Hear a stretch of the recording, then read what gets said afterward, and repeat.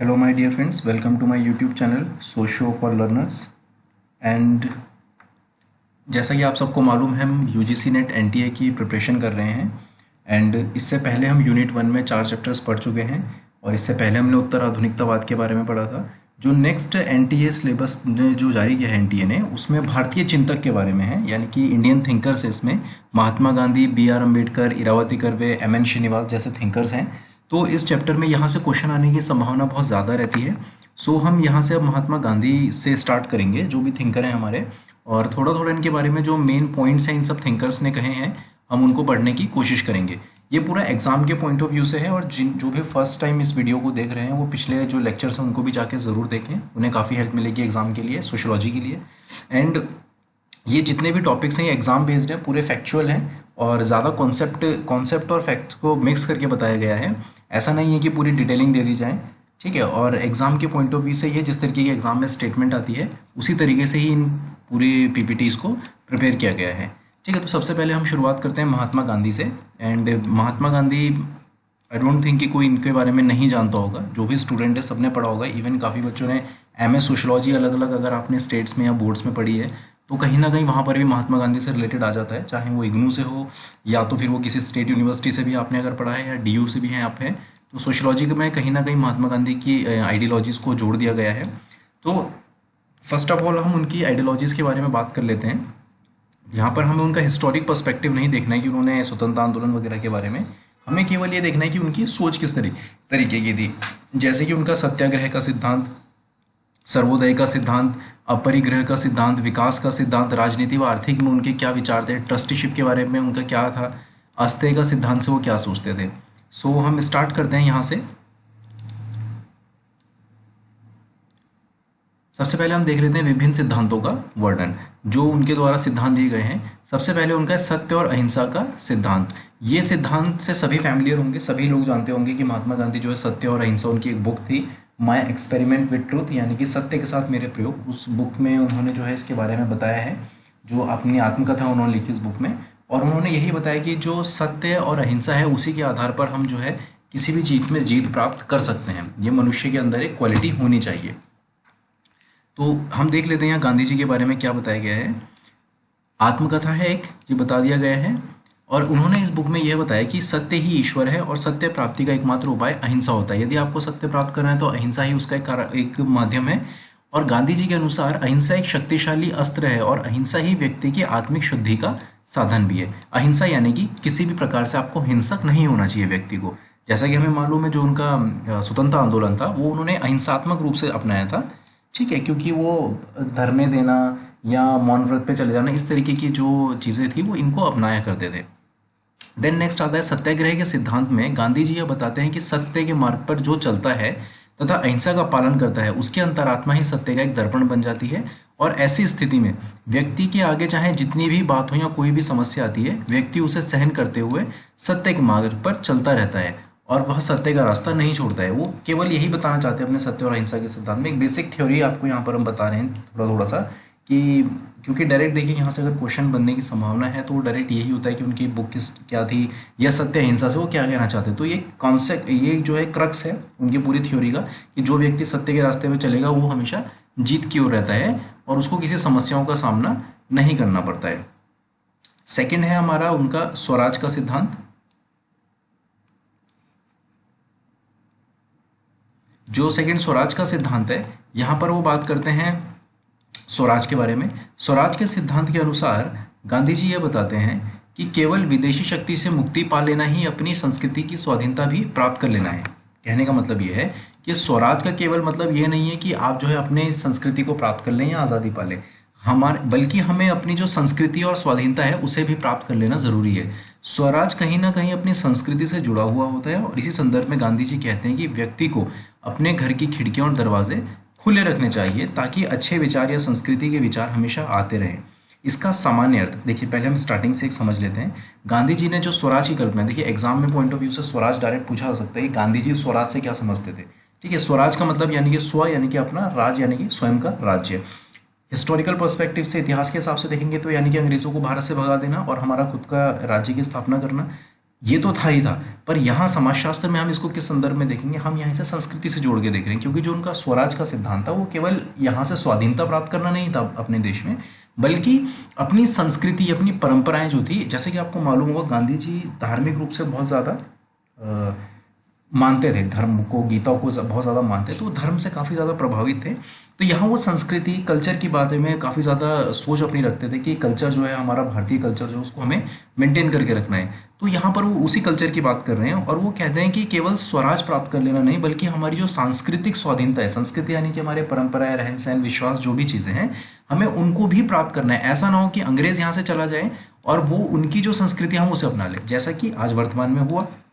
At present में हम क्या देखते हैं, अभी हम क्या बोलते हैं, पश्चिम की संस्कृति को हम फॉलो करने लगे हैं कहीं ना कहीं।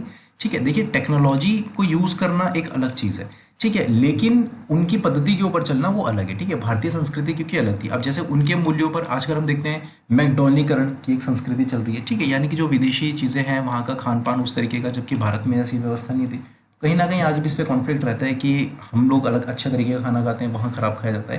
ठीक है, संस्कृति कोई अच्छी और बुरी नहीं होती, हर संस्कृति की अपनी अपनी अच्छाइयाँ और कमियाँ होती है, बस कोई संस्कृति बुरी नहीं होती है। तो हमें यहाँ पर ये देखना है केवल कि जो संस्कृति है वो केवल अपने कल्चर से रिलेटेड करके बात करते हैं।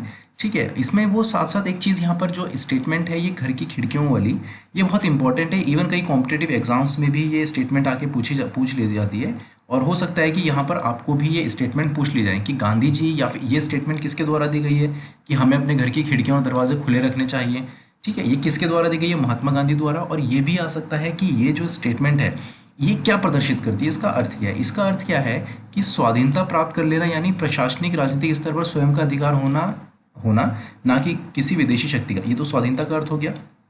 यहाँ पर वो इसका मतलब ये कहना चाहते हैं कि जो खिड़की और दरवाजे खुले रखना है, यानी कि जो अच्छी चीज़ें हैं हमारी संस्कृति में, हमें उन्हें रखना चाहिए, और अपने दिमाग की जो खिड़कियां हैं, यानी कि जो हमें सोच है अपनी, वो इतनी ओपन होनी चाहिए हमारी सोच कि जो दूसरी संस्कृति की अच्छाइयाँ हैं हम उन्हें भी ले लें और अपनी संस्कृति की बुराइयों को दूर कर दें। ठीक है, फॉर एग्जाम्पल जैसे कि भारत में सती प्रथा, ठीक है, ये एक क्या थी, कुरीति थी एक सती प्रथा। तो इस तरीके की प्रथा के गांधी जी विरोधी थे, तो उनका ये कहना था कि अब ये क्या थी, खराब संस्कृति थी। और विदेश में क्या था, समानता, महिलाओं को समानता देना, बिल्कुल ठीक है, उन्हें शिक्षा प्राप्त करना। भारत में तो ऐसा नहीं था। तो उन्होंने एक सिंपल एग्जांपल के तौर पे समझिए, जैसे कि ये जो संस्कृति, उन्होंने इसका खंडन किया। तो उन्होंने कहा कि अपनी जो हमारे के घर हैं उसकी खिड़कियां हमें इतने खुले रखने चाहिए ताकि अच्छे विचार या संस्कृति हमेशा आते रहें। ठीक है, यानी कि जो अच्छे विचार, यानी कि जैसे समानता की विचारधारा हमारे यहाँ आती रहे और ये इस तरह की कुरीतियाँ दूर हो जाए। ठीक है, और स्वाधीनता प्राप्त कर लेने से उनका केवल प्राप्त कर लेना, यानी कि प्रशासनिक राजनीतिक स्तर पर स्वयं का अधिकार होना है। ठीक है, ना कि किसी विदेशी शक्ति का। और केवल एक सिंपल आधार पर वो कहते हैं कि समान स्वाधीनता जो प्राप्त कर लेना है, इसका मतलब केवल ये है कि विदेशी शक्ति को दूर कर देना, यानी कि स्वयं की स्थिति या स्वयं का जो प्रशासन हो, हमारा स्वयं का अधिकार। ठीक है, गांधी जी का जो स्वराज का कॉन्सेप्ट था वो केवल यही कहता है। उसके बाद हम उनका देखते हैं सर्वोदय का सिद्धांत। गांधी जी ने सर्वोदय के सिद्धांत से यह आशय है कि सभी वर्गों का उदय। सर्वोदय का मतलब क्या हुआ, सभी का उदय। जो उन्होंने अपनी इसमें एक हरिजन नाम का एक पत्र भी लिखा था, तो उसमें भी वो सर्वोदय की बात करते हैं, जहां वो बताते हैं, देखिए हर चीज़ को इंटरलिंक करना होगा। मान लीजिए सर्वोदय नहीं पूछा तो हरिजन पूछ लेगा, किस पत्र ने पूछा है, जनरली आइडियोलॉजी से ही रिलेटेड है कि सर्वोदय से गांधी जी क्या कहना चाहते थे। 4 स्टेटमेंट्स आ जाएंगी, सबका उदय या कुछ वर्गों का उदय या किसी का उदय नहीं, और सब आंसर क्या होगा, ABC होगा, B होगा, या केवल एक होगा, या कोई नहीं होगा। तो आपके दिमाग में एक बेसिक कॉन्सेप्ट होना चाहिए, सर्वोदय का मतलब क्या है, यानी कि सभी वर्गों का उदय। जैसा कि उन्होंने बताया कि भारत में डाइवर्सिटी बहुत ज़्यादा है, यहाँ विभिन्न धर्म जातियों के लोग रहते हैं, तो उनका कहना था कि सभी का उदय हो। ठीक है, जैसे कि वो बताते हैं, अर्थात सभी वर्गों का उदय। गांधी जी के अनुसार भारत विभिन्नता वाला देश है और विभिन्न स्तरों पर जाति, धर्म और गरीबी के आधार पर भेदभाव स्थित है भारत में। तो उन्होंने कहा कि इन सभी वर्गों का उदय निश्चित होना चाहिए ताकि ये सभी जो वर्ग हैं उनका विकास सुनिश्चित हो सके।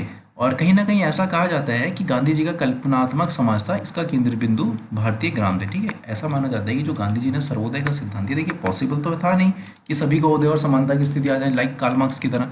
ठीक है, लेकिन तो इसीलिए इसको कल्पनात्मक समाज की संज्ञा दी है कुछ लोगों ने। ऐसा भी क्वेश्चन पूछा जा सकता है कि गांधी जी के किस सिद्धांत को कल्पनात्मक सिद्धांत माना गया है। वो सर्वोदय का ही सिद्धांत है उनका, जिसमें उन जो इसका जो मेन थीम थी, जो मेन बेस था, वो उन्होंने भारतीय ग्रामों को माना है, क्योंकि जो भारतीय ग्राम थे वहीं सबसे ज़्यादा भेदभाव, छुआछूत, जाति धर्म के आधार पर लोग बटे हुए थे, तो वो केवल एक ग्राम के आधार पर सोचते थे।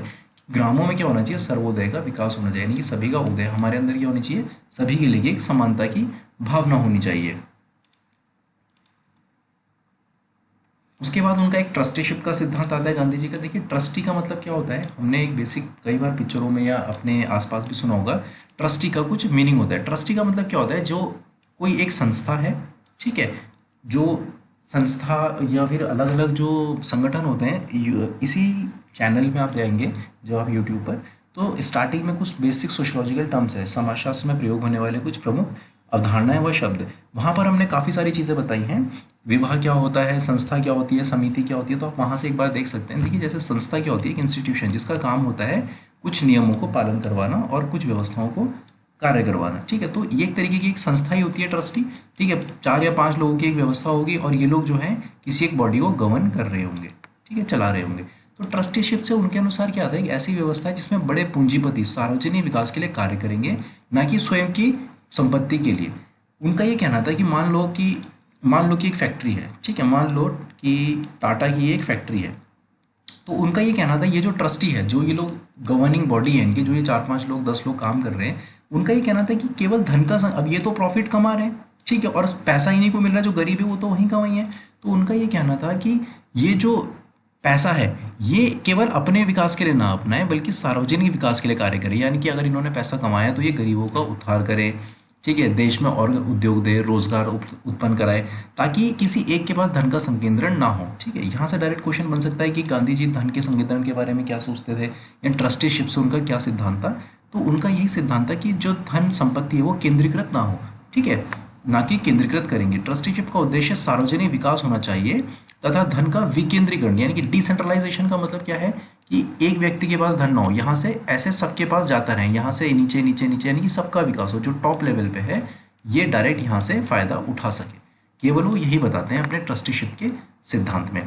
फिर आता है उनका नेक्स्ट अपरिग्रह का सिद्धांत। जैन धर्म से, देखो जो अपरिग्रह का सिद्धांत ये जैन धर्म से संबंधित है। महात्मा गांधी जैन धर्म से भी काफ़ी ज़्यादा इन्फ्लुएंस थे। तो उनका ये कहना था कि जैन धर्म जो है हमें क्या कहता है कि अनावश्यक चीज़ों को हमें जो है अपने पास नहीं रखना चाहिए, ठीक है। देखिए जैसे जो बौद्ध भिक्षु होते हैं, आपने क्या देखा है, वो पैसे मांगते हैं, भिक्षा मांगते हैं और रहते हैं, उनको किसी प्रकार की संपत्ति को अपने पास रखने का अधिकार नहीं होता है। तो जैन धर्म के बारे में वो यही बताते हैं कि गांधी जी ये बताते हैं कि व्यक्ति को उतना ही ग्रहण करना चाहिए जितनी की आवश्यकता है, तथा व्यक्ति को आत्मसंयम में रहकर संसाधनों का उपयोग करना चाहिए, तथा संसाधनों को केवल अपना न समझकर सार्वजनिक समझना चाहिए, ठीक है। देखिए ये बहुत इंपॉर्टेंट है अपरिग्रह का सिद्धांत। ये वर्तमान में पर्यावरण के लिए भी यूज होता है कि हम जो प्रकृति हमारी लालच को पूरा नहीं कर सकती, हमारी ज़रूरतों को कर सकती है। तो अपरिग्रह का मतलब यहाँ पर कहीं ना कहीं यही है कि हमें आत्मसंयम में रहकर संसाधनों का उपयोग करना चाहिए, ठीक है। ऐसा नहीं कि आप बेवजह जो पानी बहाना या पेड़ों को काटना, गंदगी फैलाना, ये सब हमें नहीं करना चाहिए। हमें जितनी ज़रूरत है उतनी ही चीज़ों का इस्तेमाल करना चाहिए, उतना ही ग्रहण करना चाहिए। ये पूछा जा सकता है कि अपरिग्रह का सिद्धांत गांधी जी किस धर्म से संबंधित था, बौद्ध और जैन दोनों से था, या केवल जैन से था, या केवल बौद्ध से था, या हिंदू धर्म से था, या ईसाई धर्म से था। तो आपको याद रखना है ये किससे था, जैन धर्म से संबंधित उनका था। और इसका मतलब क्या है कि हमें जो है व्यक्ति को उतना ही ग्रहण करना चाहिए जितनी की आवश्यकता हो, ठीक है। उसके बाद उनका एक अस्तेय का सिद्धांत आता है। ये भी सेम हमारा जैन धर्म से ही प्रेरित है। इसको भी आपको याद रखना कि जैन धर्म से ये अस्तेय का अर्थ है चोरी ना करना। गांधी जी के अनुसार व्यक्ति को व्यक्तिगत संपत्ति का अधिकार नहीं रखना चाहिए, इनकी समाज की सारी संपदा को सभी की धरोहर मानना चाहिए, ठीक है। देखिए वो जैसे ट्रस्टीशिप के सिद्धांत में सभी सार्वजनिक विकास की बात करते हैं, इसी तरह वो अपने अस्तेय सिद्धांत में भी बात करते हैं। अस्तेय सिद्धांत में वो ये कहते हैं कि हमें चोरी नहीं करनी। देखिए एक तो होती है फिजिकल चोरी, आप गए और किसी का सामान चुरा लिया। एक होता है मन की चोरी, यानी कि आपने कहीं से पैसा कमा रहे हैं पर आप उसको खर्च नहीं कर रहे हैं, ठीक है, आप अन्य लोगों का हक भी मांग रहे हैं, मार रहे हैं। तो यहाँ वो यही बताते हैं कि हमें जो है एक तरीके से किसी का अधिकार नहीं मारना है, ठीक है। तो वो कहते हैं कि जो संपत्ति है, व्यक्ति की संपत्ति एक ना होकर वो सार्वजनिक कर देनी चाहिए उसको, सार्वजनिक यानी जिससे कि सभी का विकास हो सके। तो हमें वो जो मन की चोरी है ना वो नहीं करनी चाहिए, और अपनी आवश्यकताओं से अधिक संपत्ति को संग्रहित नहीं करना चाहिए। यदि कोई ऐसा करता है तो वह एक प्रकार की चोरी ही है। तो वो कहते हैं कि जो व्यक्ति है उसको अपनी आवश्यकता अनुसार भी संपत्ति रखनी चाहिए। मान लीजिए कि एक परिवार में 4 लोग, जैसे फॉर एग्जांपल आज की डेट में देखिए अंबानी परिवार है, ठीक है, 4-5 लोग हैं, तो क्या उनको 1000 करोड़ रुपए की संपत्ति किस काम की उनकी, उन्होंने तो अपने आने वाली जनरेशन के लिए रख ली ना, पर एक वही वर्ग में उन्हीं के यहाँ जो एक सफाई कर्मचारी होगा वो अपनी एक जनरेशन भी नहीं चला सकता है उसी उस पैसे से, ठीक है, जुड़ा हुआ तो उन्हीं से।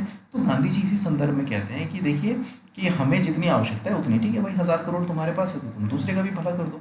वो इस तरीके की आइडियोलॉजी को गांधी जी रखते थे, ठीक है। देखिए वर्तमान में अगर हम गांधी जी की आइडियोलॉजी की बात करें तो बहुत यूटोपिया टाइप लगती हैं, जिनका अस्तित्व तो नहीं है, पर ये बहुत ही ज़्यादा इसलिए विश्व स्तर पर उनको माना गया है क्योंकि वो वैश्विक स्तर पर बहुत अच्छी सोच के लिए माने जाते हैं, प्रेरणादायक है, ठीक है। गांधी जी की आर्थिक स्वतंत्रता का भी एक विचार है। गांधी जी जो है आर्थिक स्वतंत्रता को लेकर भारत के संदर्भ में एक अलग तरीके की सोच रखते थे, ठीक है, तो हम उसको देख लेते हैं।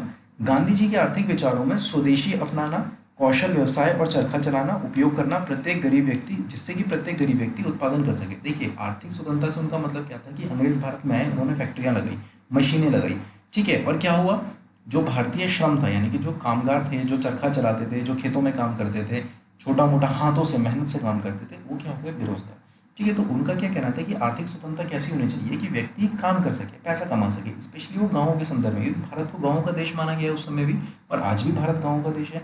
तो गांधी जी यही बात कहते हैं कि हमें क्या होना चाहिए, स्वदेशी अपनाना चाहिए, कौशल व्यवसाय, स्किल डेवलपमेंट, जैसा कि आपने सुना होगा एनएसडीसी अभी वर्तमान में भारत सरकार भी इस पे काम कर रही है, नेशनल स्किल डेवलपमेंट काउंसिल बनाई गई है, कि क्या हो जाए होना चाहिए स्किल डेवलपमेंट का मतलब क्या, आपके पास क्षमता होनी चाहिए, आप टेबल बना सके, कुर्सी बना सके, ठीक है, या विभिन्न प्रकार की चीज़ें बना सके, कपड़ा बुन सके अपने हाथों से। तो गांधी जी इसके समर्थन में थे, उन्हें पता था कि भारत में जो श्रम है वो किस तरीके का है, मैनुअल लेबर ज़्यादा है, तो वो इसी का समर्थन करते थे, और वो इसी संदर्भ में कहते हैं कि हमें जो है संसाधनों का दुरुपयोग नहीं करना चाहिए, प्रकृति ने सभी की ज़रूरत के हिसाब से संसाधन उपलब्ध कराए हैं, और आर्थिक व्यवस्था केंद्रीकृत होनी चाहिए, जिसमें धन का लाभ केवल कुछ वर्गों में, सेम वही जो उन्होंने पहले कहा कि धन का लाभ किसी एक में नहीं होना चाहिए।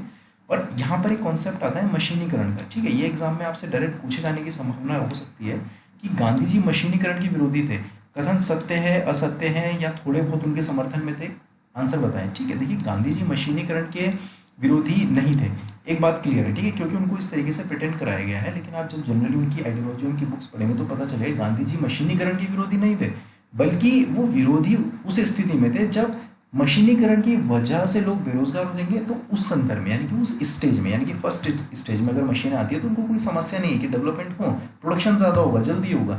लेकिन वो कहते हैं अगर आपने हर जगह मशीनें लगा दी, पूरे गाँव में सब जगह मशीनें लग गई हैं, और अब लोग तो बेरोजगार हो गए, वो क्या करेंगे, उन्हें तो आता ही नहीं मशीन चलानी, तो कुछ ही लोग मशीन चला रहे हैं, ये लोग बेरोजगार हो गए, बेरोजगार हो गए, मजबूरी में आत्महत्या करेंगे या कुछ छोटा मोटा और काम करेंगे।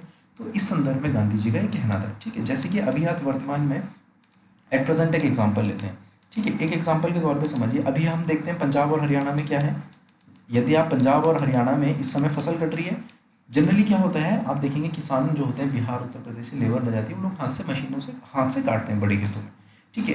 पर ज़्यादातर आप क्या देखेंगे किसानों के यहाँ, अब आजकल जो होता है ना थ्रेशर एक नाम की मशीन होती है ट्रैक्टर में लगी हुई, उस मशीन से गेहूँ और धान वगैरह वो काटा जाता है, ठीक है। तो इस संदर्भ में अगर गांधी जी देखेंगे तो वो समर्थक है, ठीक है, कि भाई प्रोडक्शन हो रहा है और किसान का ही लाभ हो रहा है उल्टा, ठीक है, रोजगार भी मिल रहा है, भाई काटा और काट के जल्दी से काम कर दिया, मशीन से गेहूं भी निकाल दिया, ठीक है। पर कहीं ना कहीं अगर वो सरप्लस हो जाएगा, बहुत ज़्यादा मशीनें ही काटेंगी, मशीनें ही सब कुछ, धान भी अलग करेंगी, मशीनें पैकिंग भी कर दी, तो उस स्टेज पे यानी कि जब वो सेकेंड स्टेज आएगी तो वो मशीनीकरण के विरोधी हो जाएंगे, वहाँ वो कहते हैं अब तो रोजगार छिन गया, तो कहते हैं ऐसी स्थिति नहीं आनी चाहिए।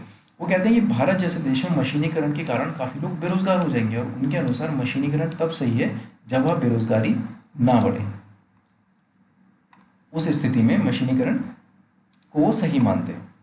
उसके बाद एक लास्ट हम उनका राजनीतिक विचार देख लेते हैं गांधी जी का, ठीक है, और कुछ उनकी प्रमुख पुस्तकें। राजनीति के संदर्भ में गांधी जी थोड़ा सा राम राज्य टाइप की बात करते हैं, ठीक है। राम राज्य से आजकल भी बहुत हम शब्द सुन रहे होंगे सभी लोग राम राज्य की, ये राम राज्य का मतलब जो था गांधी जी यही कहते थे कि जो शासक हों वो जनता की भलाई सोचें, ठीक है, जैसे कि चाणक्य ने भी कहा है, गीता में भी लिखा है, तो प्रशासन कैसा होना चाहिए, जो प्रशासन के स्तर पर, जो उच्च स्तर पर हो, वो जनता की भलाई उसका प्रमुख उद्देश्य होना चाहिए, ठीक है, वो स्वयं का लाभ ना कमाए।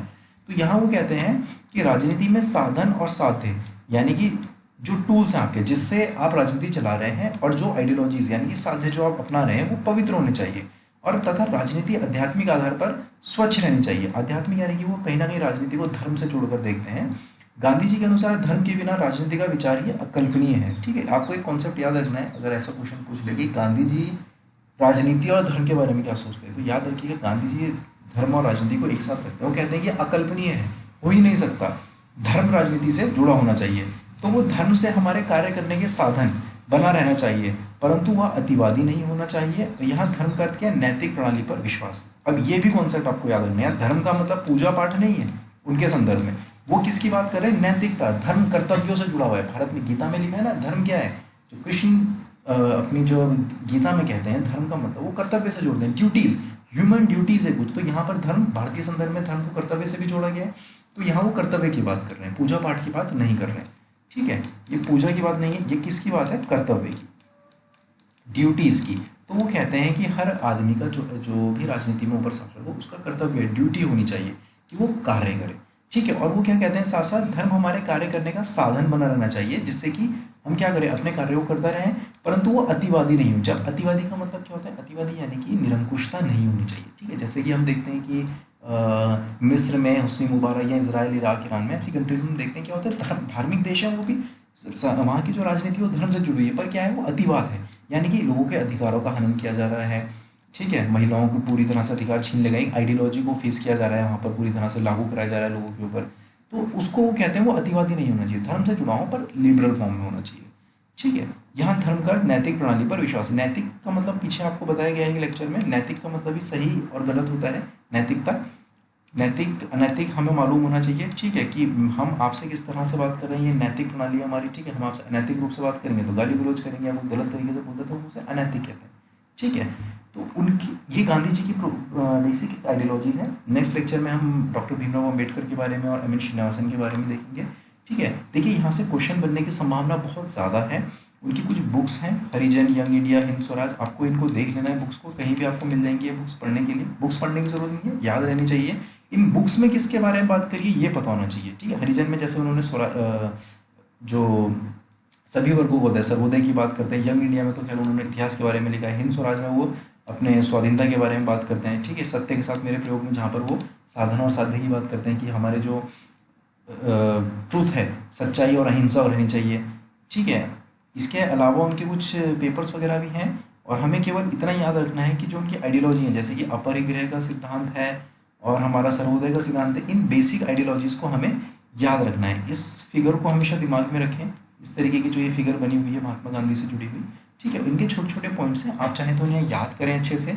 इस पूरी की पूरी जो लेक्चर है, इस सीरीज़ को कोशिश करें समझने की। बहुत सिंपल वे में आपको समझा दिया गया है। बुक्स में बहुत कन्फ्यूजन क्रिएट हो जाता है, इधर उधर की बातें होती हैं आपके दिमाग में। आप लोग देखिए बच्चे नहीं हैं, सभी लोग बहुत मैच्योर होते हैं जो नेट की तैयारी कर रहे हैं। तो एक कॉन्सेप्ट, बेसिक कॉन्सेप्ट होता है दिमाग में, और आपको कॉन्सेप्ट क्लैरिटी रखनी ज़रूरी है। यहीं आपकी मैच्योरिटी और इमेच्योरिटी नज़र आती है। ठीक है, कोई भी टीचर आपको अब जो है रट्टा नहीं लगवा सकता चीज़ों पर। आपको अपनी कॉन्सेप्ट क्लैरिटी, नेट का पेपर तभी क्लियर होगा जब आपकी समझ डेवलप होगी। ठीक है, 100 के 100 क्वेश्चन किसी को नहीं आते हैं, बट आपका दिमाग इतना होना चाहिए कि वहाँ पर कि आप किस कॉन्सेप्ट को कैसे जोड़ रहे हैं। ठीक है, तो चीज़ों को यहाँ हर चीज़ को इंटरलिंक किया जाता है, इसीलिए जोड़ के बताया जाता है। सो आई होप ये वीडियो आप लोगों को पसंद आया होगा। एंड अगर कुछ प्रॉब्लम इशू होती है आप वीडियोज़ में कमेंट कर सकते हैं, पूछ सकते हैं, और इन कॉन्सेप्ट को याद रखें। नेक्स्ट लेक्चर में हम इसके आगे पढ़ेंगे। And thank you and have a nice day.